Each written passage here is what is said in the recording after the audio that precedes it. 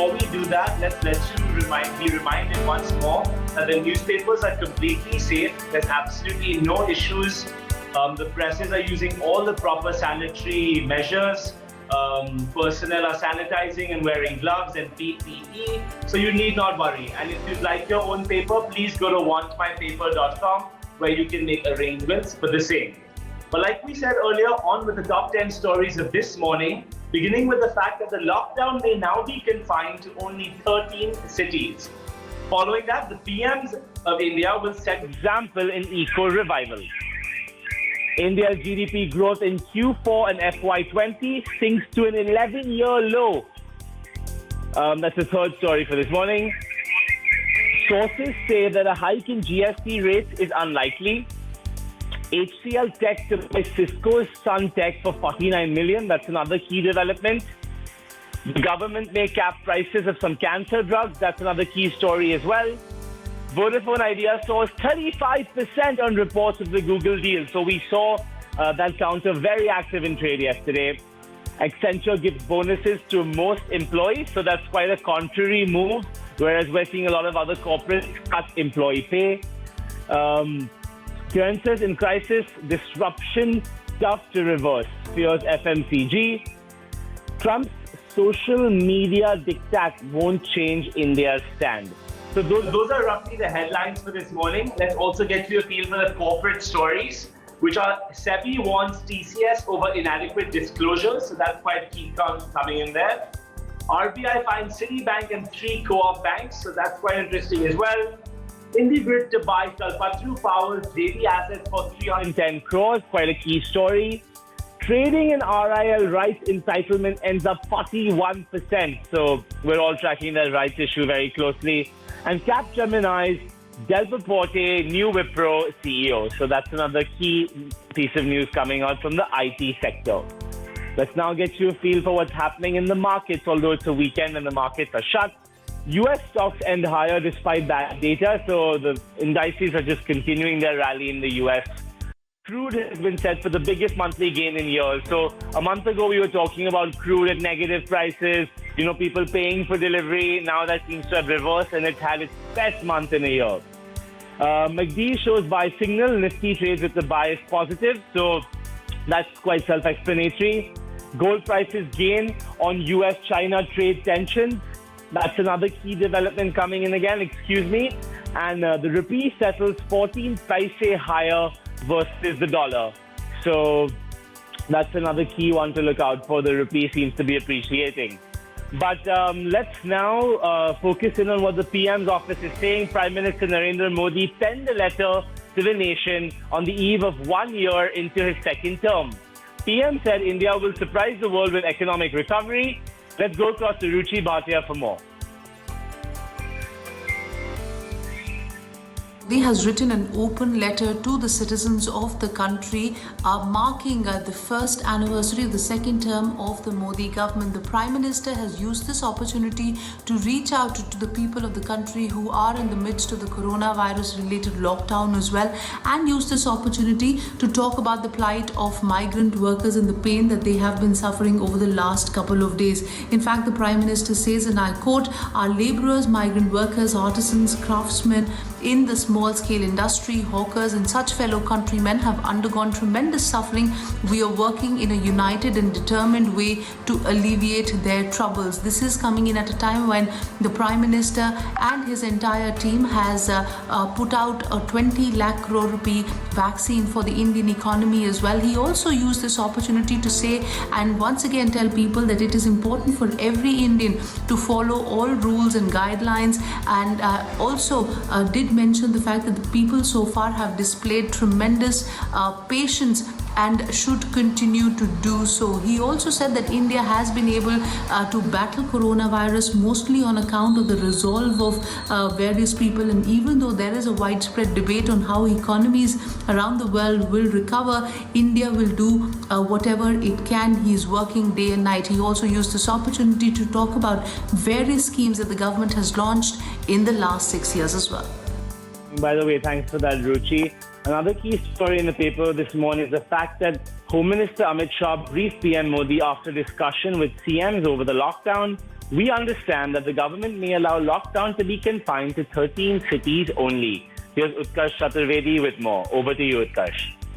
Exactly. The government does not want to call it the lockdown 5.0, but want to make it as a more staggered opening. And as you said, the approach is going to be that the metros and the cities where there are a lot of cases and which are the hotspots, they will be confined and they will be locked out. But everything else will open. There are chances that the hotels and malls in areas except those 13 cities can open. Which are 13 cities which we are speaking about? Is Delhi, Mumbai, Chennai, Ahmedabad, Thane, Pune, Hyderabad, Kolkata, Indore, Jaipur, Jodhpur, Tiruvallur, and Chengalpattu. These are 13 cities which the government has, kind of identified. And apart from that, we can get back to what normalcy was. Obviously, social distancing norms have to be maintained. But that is one good news. One very important part of the new lockdown 5.2 or the reopening, it will be in the public transport facilities will improve in these 13 cities. They have just started limping back to normalcy, but what we have been told post 31st May, say in the month of June, this can happen. Metros may not resume from June 1, that's what we have been told. And officials back the opening. There are some CMs we still believe that they want the restrictions to continue. Say Maharashtra, Gujarat, and Himachal Pradesh. These are the CMs which want the restrictions, but these are all decisions that have been taken by the Home Ministry and they have been passed on by the Amit Shah to Narendra Modi. We can expect an announcement either today or tomorrow. As always, for bringing us the latest on the floor, what's happening really on the ground. But switching gears a little bit, we all know medical treatment and drugs can be very expensive. And in light of this, one good announcement coming in is that it seems that there may be a cap on the prices of certain medical products. My colleague Pankaj, who tracks the pharma space really closely, is with us this morning. Good morning, Pankaj. Welcome to the show. What is the government mulling regarding the cancer drugs? A very interesting development, which has been reported that the government may actually cap prices of some cancer drug. Now, this is something which was already expected earlier, but then, you never had this meeting which took place because of, the lockdown issues that have happened.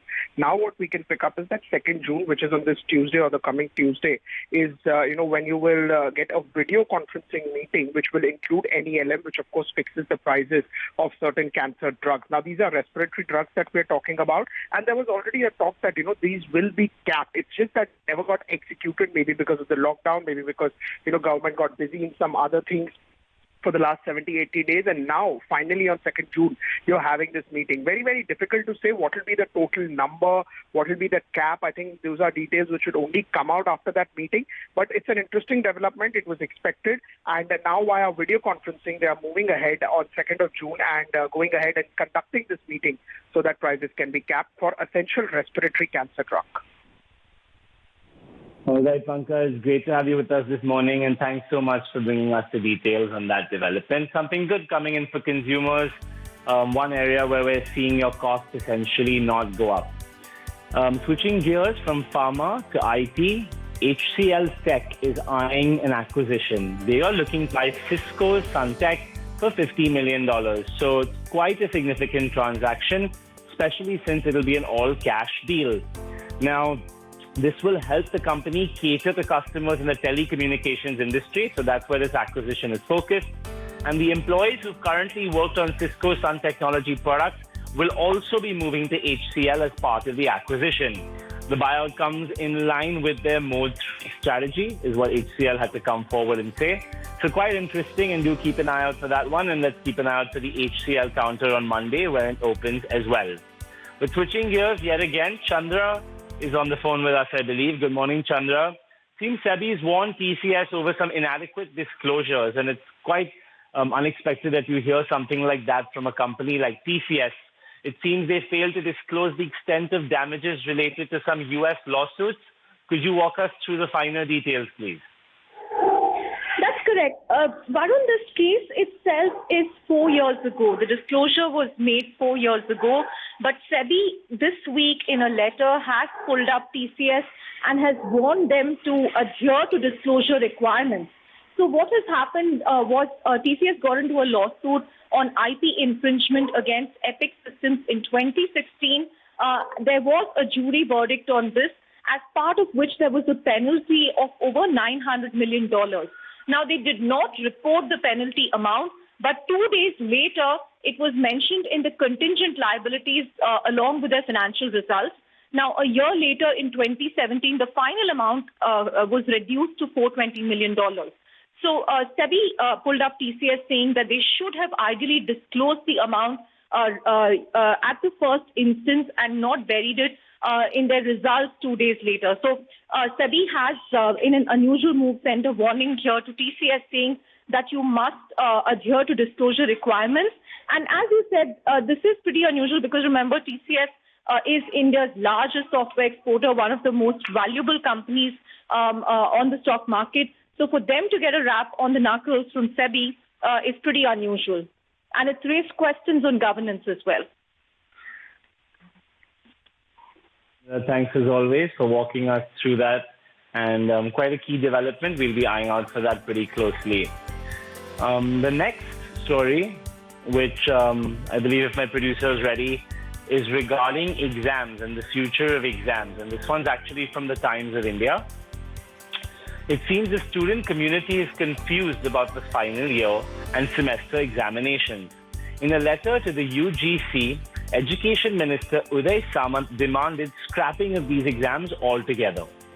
Given the COVID-19 situation, Vice Chancellors of public universities have decided amongst themselves that examinations are crucial to close the final year. A thought that is not in sync with the line taken by the Education Minister. So VCs will have to convince CM Uddhav Thackeray about their plans for exams today. And clearly there's a tussle here as to what's really more important, testing physically as opposed to online. And if you are testing physically, you're running a huge risk of infection. So these are broadly the points to consider on that story, and we'll be eyeing out pretty closely. Switching gears a little bit, let's also examine the locusts, which we were telling you about earlier in the week. We heard some rumors that they had come to Bombay, but I don't think that was true. They are definitely hitting the northwestern crop pretty hard, though. And the DGCA says that the locust swarms pose a threat to aircraft and has issued an advisory for the same, much like birds would if they flew into the engine. Generally, locusts are found at lower levels and therefore pose a threat to aircraft in the critical landing and takeoff phase of the flight. DGCA has advised pilots to share location of locust swarms if they sight them during their flights, and the regulator has directed pilots to make appropriate entry in their defect log, giving details of any malfunction experience. So it'll be an absolute disaster if a plane goes down due to engine failure as a result of locust swarms getting in there. We do know it's happened in the past with birds.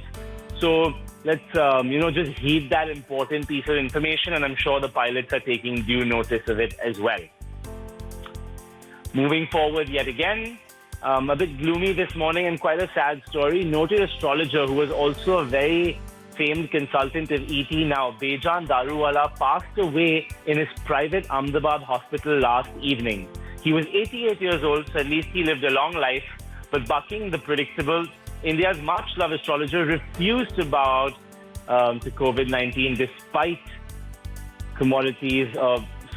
despite problems like pneumonia, diabetes, stroke, which actually are the causes that led to compromised organs for him. So, may he rest in peace, and it's a tribute to him this morning from ET Now.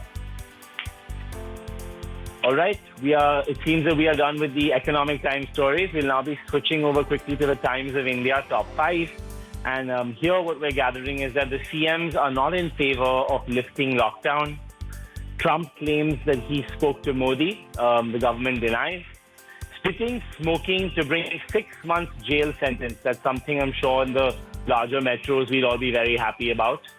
Mamta says that Corona Express leading to WB spike. So please do have a look at that piece of information as well. And then finally, Chhattisgarh ex-CM Ajit Jogi dies. So that's again another death of a reputed personality.